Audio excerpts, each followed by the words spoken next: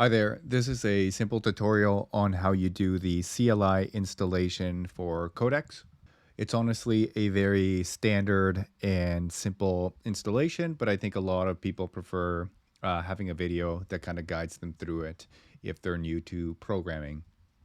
So we're going to open up a command line, and then the first thing I'm going to do is just type in Codex, and you can basically see that it is not installed.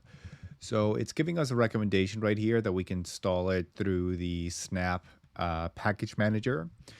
But I'm going to take the recommendation that OpenAI actually gives us on their documentation, and I'm going to be installing it using NPM as a global package. So I'm going to install it, one simple command.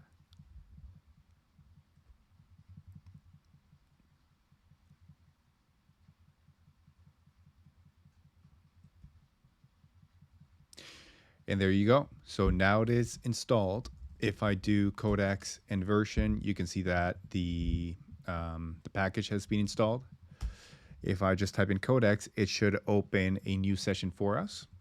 And if you are a brand new user, you would type in login. So what I'm going to do is I'm going to log out, and then I'm going to open it up as if we're a new user. So you would get something like this yourself, basically.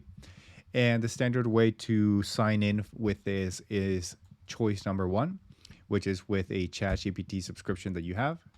So we're going to do that authentication right now.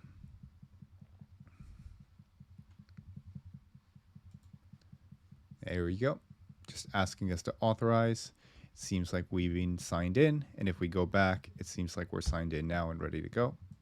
Just going to hit enter, type in hey there.